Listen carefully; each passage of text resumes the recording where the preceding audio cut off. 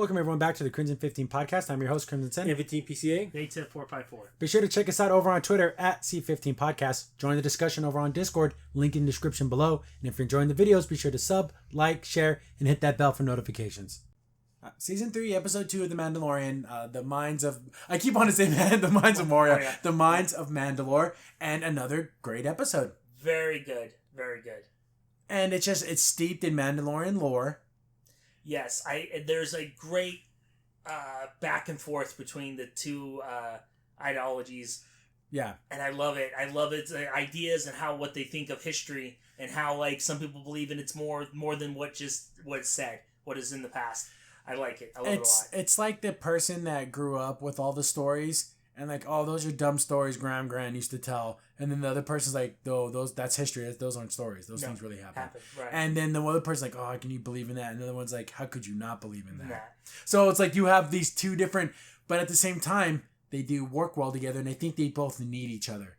Because I don't think Din could run like the civics, trade, the all day that. to day. Yeah, but do you need someone who's going to be like your holy warrior, that you get this guy. Yeah. You get the Mando to do that. So I think they're trying to show that the balance, like in all things, it needs to be. You need both sides. You can't be a complete non-believer, or you also can't be like a fanatic either. Yeah. So you need to find that nice in between. Right. But overall, another great fun. Oh yeah, episode. They knocked it out of the park. It was amazing. And again, they did it again. I want more. Yep. And the episode ends like, damn it. Yeah. And that's why I swear that's one thing I will always say about Mandalorian that's done really well. You always want more. Yeah. You always come back and you're like, man, I just wish this episode was a little bit longer. Give me a little bit more. Yeah, I agree. So we're back on Tatooine, and our favorite junker lady, she's so funny. This is like has nothing to do with anything, but she's talking to some guy, and he's like, oh, I need this fixed by, it's gonna be a month. You gotta get these parts and There's everything. a holiday going on. Oh, but I'm gonna do this for you. You gotta pay me up front, at least half up front. Okay. As soon as he leaves, she like paid Jawas to jack his stuff, and she's gonna just reinstall all of his old stuff. Yeah, we're gonna paint it, make it look different, so he doesn't know. Yeah, it's like, geez, lady, he's like stole my rims, dude. I got these new rims on sale. Those are mine. Those are mine. Oh shit. Oh shoot, gotta go. I got some fly dentist wear here. He's trying to resell the stuff he stole from you. So that whole scene is just absolutely hilarious. And Mando shows up, and because he's looking for that IG unit part, and so he needs that. And she's like, oh, wow, that's like an old school. Like, that's going to be tough to find. How about I give you this guy, this R5 unit. He's like, I need someone who's able to basically go spelunking, like go into caves and stuff like that. It's like, oh, this guy's perfect. Then he's like, what are you talking about? He's like shaking. He's like all scared, like, I don't want to do that. Like, come on, you're a combat droid. And he's like, yeah, you don't used to navigate the stars and do all this stuff like that. And he's like, no. You can tell that that's what I love about droids in Star Wars is they have like personalities. Right. Even though it makes no sense, they're machines, but they have they can get scared. Yeah, like R2-D2 is like that soldier that follows orders, a little snarky. Chopper's really snarky. He's almost like a kind of an a-hole. And then you have this droid that's like super nervous and like I don't want to do anything. And what I do love is she's like, oh, where's my little guy? And he jumps out. It's like, oh wow, where'd you learn to jump like that? And he's starting to do like baby talk. He's like, ooh. Like he can like say words. He's like, oh wow, he actually said something. I think that gives Grogu like a whole nother level of being able to like emote. Like he can he'll like, oh wow, he says things. So when he's like surprised, he's like, oh, like you can hear noises. Thank you. He's not just like this silent thing. Right. And we see later in the episode, I almost feel like he is having a connection with Din Djarin. I think they understand each other now. Yeah. I think when he talks, I think he can hear him. Yeah. Or at least he understands him. Yes. Because like if he doesn't, then it literally sounds like they're having conversations. Yeah. So she's like, hey, you get this unit, he'll be able to do the scan because he wants to go back to Mandalore, but he needs to scan the surface to make sure he can breathe and everything. Yeah. It's like, oh, this guy's got all the stuff, and I'll hook up your ship to where he can be in that little pod. Yeah, that's what he's supposed to be. He fought for the rebellion, he's years of lore and all this. Like, he made like some kind of brave, android. This guy's a... Yeah, you can totally tell he's totally a freaking scaredy cat. Yeah. But then they take off. I thought a really cool scene because I guess it's during some type of celebration, so there's like fireworks stuff going off. It's a really cool looking like. But they make it to Mandalore. I thought it was weird that like, oh, he's already at Mandalore. Yeah, and it's kind of touching because he has this speech with him by saying like, oh, this is our planet, this is our home, and it's kind of nice because he's kind of getting that foundling kind of feel of like you're a Mandalorian now. This is going to be your home. This is going to be... And it was really touching. He's like, but he goes, look at the star map. This is where we talked to Bo-Katan. Goes, that moon up there, that's where I actually grew up. Yeah. And he's like, when you're a Mandalorian, you have to know maps. And you have to know star charts. And you have to be able to navigate. So you'll never be lost. No matter where you are in the galaxy, if you can get your hands on a map, you'll never be lost. I'm like, oh, that's so cool. And I love that. It's so cool. And what I love about that, too, is because, like, it's going back to old star charts, going back to the, like, maps. Yeah. You know, and being like, hey, so even if everything clunks out, if you know where you are, you'll find. And even just by star charts. Yeah, just find your way. Yeah. I love that. It's so cool. It's so good. The entering of the planet's atmosphere, amazing. With all the wind and the rain on the canopy and everything. And yeah, it's a crap hole. It's been blown to hell. I guess the fusion bombs like glass the surface. Like it's just decimated. Like you see some of the cities and everything, they're just all blown. And the funny thing is, you think that happened 1,000 years ago. And it totally didn't. No. But that was the Empire getting back at the Mandalore. So they land and they're like, okay, hey, R5, get out there. And he's like, still like, well, I don't want to do this. And it's just like, hits a button, dumps on the ground. It's like, go out there, get the scans. But you can tell he's like being like super scared, like, oh, what's that? But like, we can watch him on the little radar thing. Then the dot just disappears. I'm like, oh, damn. Something got him. But like, but there was a lot of interference. So it could have just been like ionic interference. Mm-hmm. But nope. So Mando goes going after him. There's a cave. Starts going in there. And then he gets attacked by monkey people. Yeah. Crazy looking. And it's, again, I don't know if it's my laptop, but it's so dark. Every time they're in a dark area, it's just super hard to see. But yeah, they're straight up like these mutant monkey men. Yeah, and they're kind of creepy looking, almost look like Destiny bad guys. Oh yeah, like the what's it called, the Hive. Yeah, they're almost like a mixture of the Hive and the Lixney Fallen guys. Yeah, because they got like the weird eyeballs and they have almost like monkey spider mouths. It's weird. But yeah, so Mando has to throw down with these guys, but he saves them. I mean, he brings back the R5 unit, but we see that there's more than there's living stuff here at Mandalore. It's not all dead. So if these things survived, what else could be down there? Right, exactly. And I think he even looks at the droid, and the droid says, "Yes, it's breathable." Yeah, and he's like, "Oh, cool beans." Then they start making their way in there, he's with Grogu and everything. A lot of just like flashlights looking around. And him telling like, oh, this is the our people's like land and everything. He's like, I've never even been here. Mm-hmm. Me and you this is our first time. Yep. Going to Mandalore. I'm like, oh, that's so cool. He's with my dad and son. Going to Mandalore. Going back home. We see like this glowy eyeball thing. I'm like, well, that's like a human looking eyeball. Yeah, it's really creepy looking. It sounded mechanical. I'm thinking, okay, it's obviously mechanical, but it had like a real I want to say like an organicness about it. Yeah. So I'm like, oh. Well, it captures because Mando sees like a helmet. And of course, he's all about recovering armor. And he's looking at it, but then it was like a trap and it just snatches him up. Grogu's like, damn! He just like kind of takes off in his little pod. But this thing totally just captured him. Like he didn't even get a chance to fight back. Mm-mm. So Grogu's kind of following. Yeah, so Grogu's just like following behind to see where it's taking him.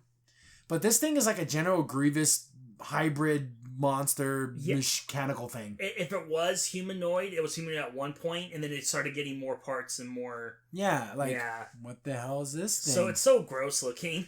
But it strips Mando of all his weapons, and so is the Darksaber's down there, his blaster's down there, and it like has him like in a metal cocoon. Yeah, like what a spider would do, but with metal. Yeah.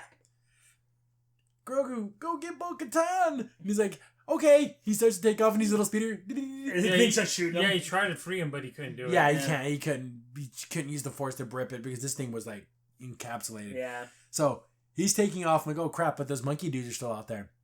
One of them jumps in front of Grogu, and he just like, he flings him. Right. So it wasn't like a force push. It was like a force shove. Like it just sent that dude flying. But I like the fact that Grogu gets to the ship and he does like his little Jedi flip into the thing. Okay, did you have to show off Grogu? Is that necessary that you did that? He has to show what he learned from Luke, okay? Yeah. Woo! And, just for everyone to know, Grogu trained with Luke for 2 years. That is confirmed by the people. And when I first read that, I'm like, what? Yeah, it did not seem like 2 years. Because at the end of season 2 and in the middle of Boba Fett, that was 2 years. Isn't that insane? Yeah. Did that seem weird? But that does make sense. Look how much build up that one place was. Oh, yeah, Tatooine. Yeah, and everything's built up and everything. Oh, yeah, it's been 2 years. Yeah. So it does make sense, but in my mind, it just didn't feel like it took that long. No, it didn't. So that's why, Grogu can do a lot of stuff because he was training for 2 years. Yeah, so now he knows a lot about the Force. But Grogu's able to navigate his way to Bo-Katan. And like her little, I like how she's just sitting on the throne like, ugh. Yeah, just meh. When's that Uber Eats gonna get here? So she's just sitting there doing nothing. Like, what's her whole life? Just sit there? Yeah. So her little droid comes in. Oh, you have an unscheduled visitor. She's like, oh, freaking stupid Din Djarin. I want to tell him what's what. I want to smack him in his face. Well, I was like, I'm gonna Get rid of him for the last time. Get him for the last time. Kill him? Yeah, it's like, you're gonna fight him? What? Then she goes up there. I thought I told you. And then we just see Grogu. And she's like, where's Din? Yeah. He's like, he's like, okay, get my ship. And Yeah, of course, she has a way cooler ship. And he's like, don't worry, we'll get the droid, we'll figure out. Yeah, download the R5 unit, find out where they were. Mm-hmm. And they're a Mandalore. And then even she feels kind of like entering the atmosphere and then seeing the cities and everything. She's like, That's tough. That's tough. I used to rule this. Yeah, and that's what she's saying. She's like, remember It happened on my watch. Yeah. Ugh. That's tough. That is tough. That's why I feel it's such a hard juxtapose between the two, because when Din Djarin goes down there for the first time, he's in this awe. Almost like this is like sacred ground that I'm walking on. And then for Bo-Katan, it's just like a failure. She sees it. Yeah. And it's like, I hate to see that for her, but that's what she feels, I like how she's talking to Grogu and she's like, well, it didn't always look like this. Yeah. It used to be like green and beautiful and everything. And of course, no one cannot love this little guy. Oh, yeah. Because like she catches herself like being nice to him and she's like, oh, I'm Bo-Katan, I gotta be mean. I gotta be a bitch. I have to be. But come on, just let it. You're in love with the man that has a baby. It's okay. It's okay. It's okay. You can just do it, Bo-Katan. It's fine. Nobody cares. So they're gonna work their way down there, and they kind of go through the same steps.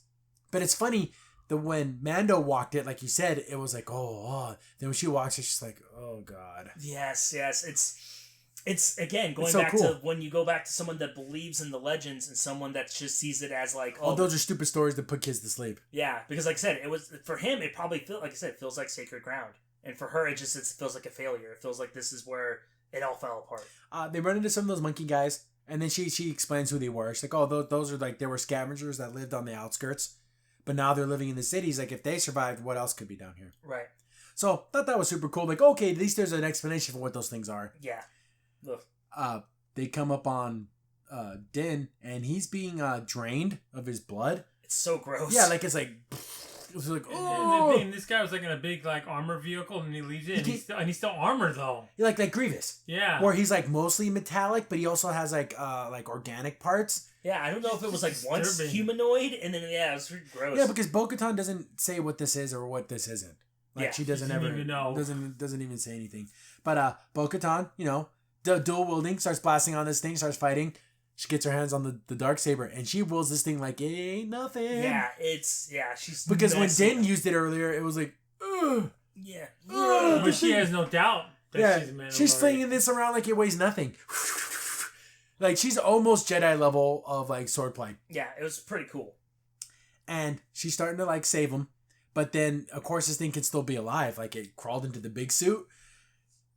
And she's like, Din, is everything okay? Like, he's like, like, say something. What are you saying? Behind you. And then, of course, I thought the coolest move was when she, like, put it up in the air and, like, ran him through. Yeah. I thought that was super cool. Like, slid him. Yeah, it's like, she knows how to use that thing. So, is it hers now? Is the Darksaber hers? Because that guy beat Mando, beat him, and then she beat him. Well, so, shouldn't it be hers? But it was not in combat. It was combat. He captured him. Yeah, but then you lost. Maybe. If you had the Darksaber and I choked you out and I took it from you, I beat you. I know it wasn't like, here, I challenge thee for the sword of Mandalore. It wasn't that, but... Yeah, I guess you could, but then they also might be technicality because it wasn't like... Not saying you have to meet on battle, but like... How did she lose it? That's the question I have. She looks like an absolute badass with this thing. How did she Moff Gideon get the Darksaber? Do you think maybe... I don't want to say this because it almost sounds like she'll make her seem kind of dumb. Did she just forget it? She left it by the toilet. Yeah, like I know. It sounds so silly because like she's really good with it. So how did she did not lose to what's his name? To Moff. No. Moff Gideon. There's no way.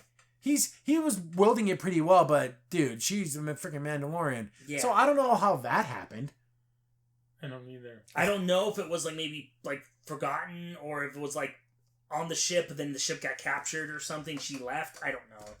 But she ends up killing that thing, like completely killing it. Yeah. And then, she shaves Din, and then she's like making like a little soup. And she's like talking about stuff. And it's super funny. He's like, thank you for saving me. Mm-hmm. And she's like, okay, well, we'll make our way out of here in a little bit, but you need to rest. And he's like, no, I need to go to the waters. Right. I'm going to get going. And she's like, no, please eat some food. And he's like, what is this? It's like, this is like Mandalorian. Yeah, it's like pong soup. Yeah, so here's the thing. That would be like down south, like not knowing what like fried chicken is. And grits. Yeah, and like not knowing that. And it's just and like... she's laughing because every Mandalorian's had this. This is like chicken noodle soup of... Yeah. Right. It's that probably classic dish that you give as rations as any Mandalorian has to eat. Or maybe even if you go through like the training, like this is what they fed you every you love it and you hate it. Yeah. But I also thought it was funny. She's like, I think it's really adorable that you like believe in all this, like, because there's nothing magical about that water. It's just water. Yeah. But he's like, it doesn't matter. I have to go down there. And she's like, you stupid.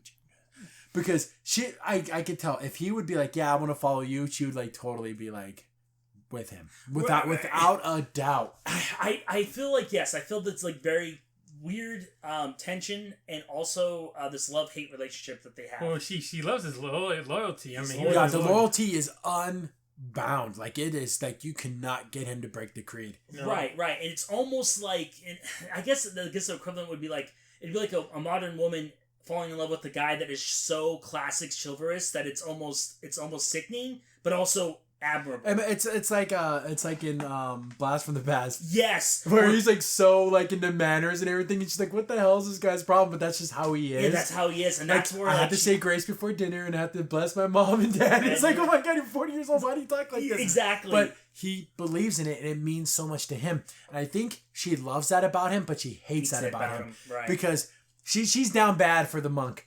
And he's not going to break his monkly vows. No, and it pisses her off. Yes. She's down bad. I can't believe it. She's down bad. Bo-Katan, you bad. You bad. You bad. Mm-hmm. Because I guarantee you, if he was like, yeah, let's make Mandalore together. And then she'd be like, oh, yeah. But she's like, fine, I'll take you down there. Yeah. And she's like, what? He's like, you'll never find your way there. I've been there. I actually know where it's actually at. He's like, well, thank you. Well, don't thank me yet. Like, she still has to be kind of, just be nice. I know, but she has to still be a bitch. Yeah, she gotta be, yeah. I'm helping you, but I don't want to. Like, really? Do you really have to be like that? I know, but like he says, I'm still in your dad. So yeah. It's like, yeah, you saved my life. Yeah. I'm forever in your debt. Oh, I think there's a few things you can do for me. So, they're walking their way down there, and, they're having that conversation. Again, one view is from a guy who sees this as all magical. And one person who sees it is just like, oh, that's just fairy tale stuff. And she's like, yeah. He goes, like, you been to the water? She's like, yeah. When I was a kid, and I did the oath, and I went into the water, and I said all the right words. My dad was so proud. Then he's like, yeah, he was. He's like, yeah, I know I didn't mess up the words. I wasn't like this. Yeah. How I am now. I didn't want to embarrass him. But he's like, no, your dad was really proud of you. Yeah. I know he was. And he's like, yeah, your dad seems like a very interesting man. I wish I could have. He was a great man. Right. And he's like, but he died defending Mandalore. And he's like, this is the way. And that's so tight. And I love that. That was so cool. What I love about it, because Din Djarin, since he has the Mandalorian mask, he can't emote emotions as well. But I could feel in his voice and everything that in his heart and what he was thinking was there is probably no greater honor than dying for Mandalore. And sitting there. And I think that's what, like, literally almost probably choked him up a little bit. Yeah. Of like, oh wow, your dad did the most honorable thing you could ever do, which is defend Mandalore to your death. Yep. And you shouldn't, your father's death, while sad, he couldn't have asked for a better death. A better death. And I feel like again, this episode has a lot of that, where like it shows, no, these things mean something. Yeah. Like that was so great. Like when you went into the waters and said the creed, that meant something. Yeah. It wasn't just like, oh, it's a stupid show for all the peasants. Yeah, so everyone can be happy and believe in this fantasy world. It's like, no, it means stuff, and it means a lot. And it means so much to Din. It really does. Yeah. So then we kind of get that, like, where she kind of like gives him that respect, like, yeah. Yeah, my dad did do the right thing. Yeah, it was pretty cool. Because he talked about, like, our people are scattered like stars all over the galaxy, and that's why we lost, because we were fighting each other. Yeah.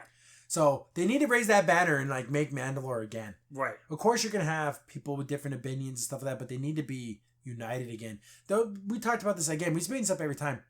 We're running into the new trilogy, and where the hell were the Mandalorians in the new trilogy? I don't know. So obviously none of this works out. Or they become super isolated. Yeah, and they just become Fortress Mandalore. I guess I don't know. This is where will get kind of wonky. I hope they can somehow fix this and make Mandalore really cool and explain why. But then why wouldn't they help in that final fight? I don't know. Oh, remember when Princess Leia was begging for help from everybody and no one answered? The Mandalorians didn't answer. I know, yeah, right? Bo-Katan didn't want to feel like, hey, I can send some people. So that's what irritates me. Yeah. Because the stupid movies ruined everything.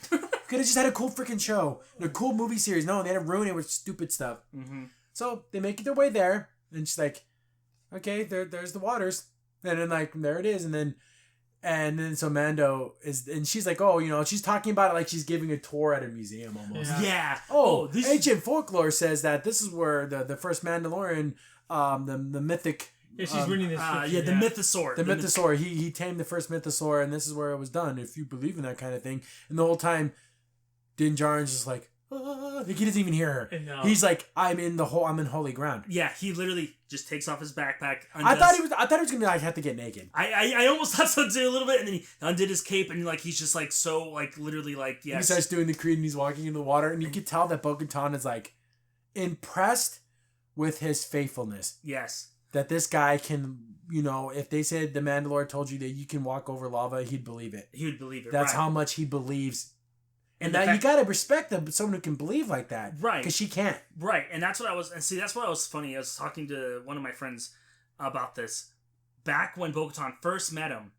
Who ran up the middle? Who sat there and said, "I got the charges. I'll run up the middle. I'm gonna throw in this." It was Din. Yeah. And like that crazy bastard. Right, exactly. Even though everyone else had Beskar. Everyone else knew they could do, and he's like, nope, I got this. And that's where I feel like that's where she gets the admiration from, where it's like, these guys will do it. If they were loyal to me, I can send them in and they would get the job done. Din Djarin is to Mandalorians as Worf is to Klingons. Yes. He's like the perfect version, like the historical version of a Klingon, where he's honorable and doesn't do anything wrong and he's great. But like real Klingons are jackasses. Right. So like him for being a Mandalore, it's like the one who's faithful and he believes in everything. But we saw a bunch of Mandalores that do slave stuff. Yeah, and spice. And also, not only does he do things like that, but he's also willing to work with other Mandalorians that are as strict as he is. Yeah. He's willing to work with, like you said, Bo-Katan and those other guys. Mm-hmm. And like, even though they took their helmets off and everything, you realize, well, we're still Mandalorians. Yeah. Yeah. Like, he didn't say, oh, well, I can't help you. Yeah. And also, I gotta love, he remembered the creed verbatim. Yeah. He's like literally saying it as he's walking in. Oh, he gets pulled underwater. Yeah, I was like, what the heck? I was like, the hell? Bo-Katan goes in there, she rockets down there. Deep. It's deep. Deep. I said, whoa, you had to give a little heads up there. See, he got pulled under? Because no way he fell because you wouldn't sink that fast. Unless... Because she had to use rockets to get to him. Yeah. So he got pulled under. Right. And also, I don't know. Like I said, it's where maybe it wasn't supposed to be that deep. Maybe. Because like she would have at least said something. That first step is a doozy. Yeah, exactly. Because he... So she goes down there, picks him up, starts rocking him back to the thing, and she looks over, she sees a mythosaur. And it opens its eye, so it's not dead. Right. You see the big tusk and the eyeball, and this thing is effing huge. This thing is so cool looking. And I remember from Legends, they used to put armor on those things and ride them into battle. Like with like Beskar armor. This thing makes Rancors look like yeah, Boba, you got a Rancor? I got a mythosaur, son. Eat your Rancor for lunch. It could go go on land and go in water. It probably flies. It probably could do everything. Because it was like sleeping underwater. Yeah, it was just kind of. So yeah, it's totally down there, and it's totally fucking humongous. Right. Like it's not like think Rancor, but a little bit bigger. Mm-hmm. Thing is huge. So then she brings him up and she lays him down, and then he's still like so he's a Mandalorian again. Yep, he did it. But then like you can see in Bo-Katan's face like, holy crap, I just saw a mythosaur. So maybe all these myths and legends aren't so myth and legend. Right. Then it's like, dun in the episode. I'm like, no! No, I want more! So right. I think Bo-Katan needed to find her faith again. Yes. And Din Djarin already has his faith, and it's like unshakable. So like she needed that person in her life to like bring her along. Right. It's like she was hanging out with the missionary for like a long time. Yes. And then like it's starting to rub off on her because you realize, oh damn, this guy's... He doesn't just believe in it just for show. No. he'll die. Right. He said this is the way he'll die for Mandalore. Mm-hmm. That's a lot more than all the cowards that left me behind. Yep. Who took off with my ships and my armor and left me because I didn't have enough. Yeah.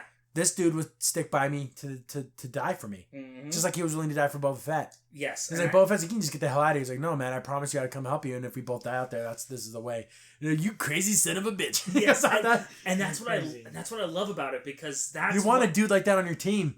Yes, and especially with Mandalore, because like it's one of those things, like we were talking about, we're making fun of Princess Leia with the whole like no one came, but that's what Bo-Katan or any Mandalorian would want, is like, we'd send out a signal, Mandalore's under attack, we need everyone back. The Din Djarin's would come back in droves and be like, yep, we're gonna sacrifice everything to save Mandalore. Yeah. That's just how we are. I can be in the middle of a bounty that's gonna give me 10 bazillion credits, doesn't matter. I'm gonna go back and defend the homeland. Yep. That's so cool. That's what I love about that. So he washed himself in the water as he gets out, so he's gonna go back home and be like, yo, I did it. Or maybe does he go back with Bo-Katan and maybe they try to rebuild the planet? Well, because in the trailers we saw a bunch of Mandalorians fighting, so obviously they're gonna fight something, but we haven't gotten a bad guy. There's no Moff Gideon in this season yet. There's no like, ooh, that's the big bad guy. Not yet, no. So what's the... Do you think he's gonna have to fight his old clan, the Children of the Watch? Because I hope not. Because I hope not either, but I don't know if the Armorer can really turn it around. I don't know if they can convince her of like, no, it's okay if some Mandalorians want to take their helmet off. That's why I think they should need to be like their Templars. You have a sect of like holy warriors, and that's going to be the Children of the Night or whatever. Yeah, and they can be the ones that do all that. Then there's there'll be like the traders and the craftsmen, but everyone, it's like everyone's a warrior, but everyone has their specialty. You guys can be the tip of the spear. Right. And be happy with that. Exactly, and I. But she's going to want everyone to be the tip of the spear. Right, and that's, I don't know. I hope they can come to an understanding. I really do. That woman, I mean, you want to talk about absolutes? I mean, my goodness. Oof, yeah, I know. But at the same time, when Din's like, if I go to the waters and wash myself, I'll be cool, right? It's like, okay. Yeah. So she's still really, there's still redemption. That's not like a religious theme. Again, yes. But the minute she takes her helmet off again, it's over with. It's so weird. Yeah. She's gonna die eventually. Yeah, maybe. then can be like, okay, guys, you take your helmets off for 2 hours a day. Like, there's gonna be like a little timer. Oh, you get it back on. But it's interesting where this is gonna go because we don't have a big bad yet.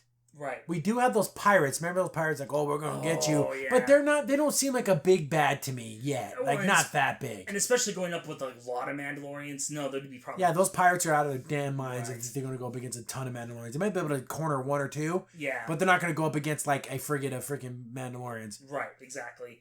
I hope it doesn't become a Civil War type situation because that would really break my heart. I don't know where Din Djarin would land. I guess he'd go back to the Armorer, but... Yeah, but what if the Armorer's like, oh, you need to kill Bo-Katan and take your place as the King of Mandalore? And he's like, no, I don't want to do that. Then if you're not with me, then you're against me, and then he has to like kill the Armorer. I don't want that. I don't want that. Oh my gosh. That'd be so sad. I hope not. I don't want that. But it's possible. It's possible, and also Bo-Katan saved his life twice. Yeah, he like owes her. And that's another thing too. You can go to the Armorer and be like, yeah, she saved my life when she didn't have to. No.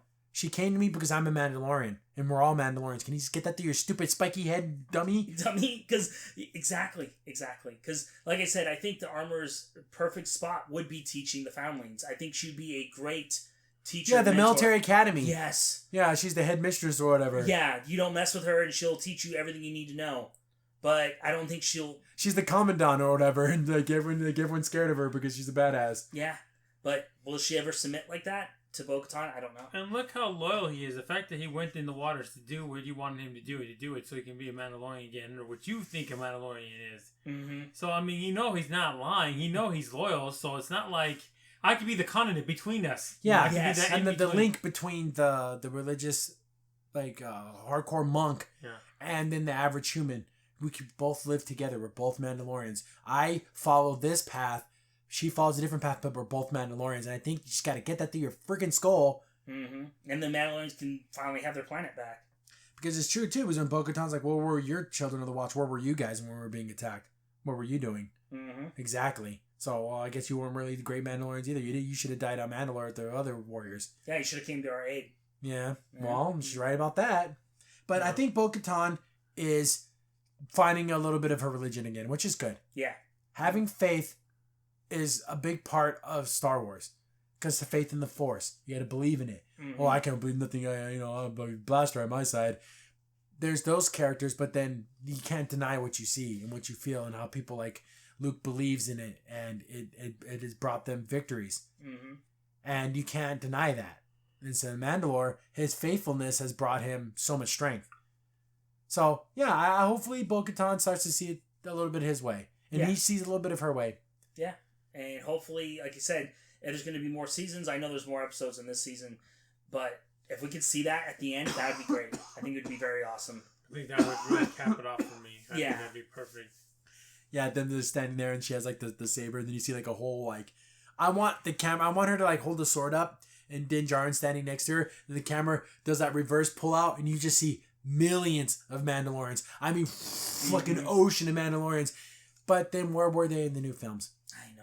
I know. That's the problem. You know, tell me they couldn't use those guys. They wouldn't help defeat the Empire after everything the Empire did to their home planet. They wouldn't do it just for the revenge. Yeah, just to be like, I'm gonna get back. Just for the thrill of it.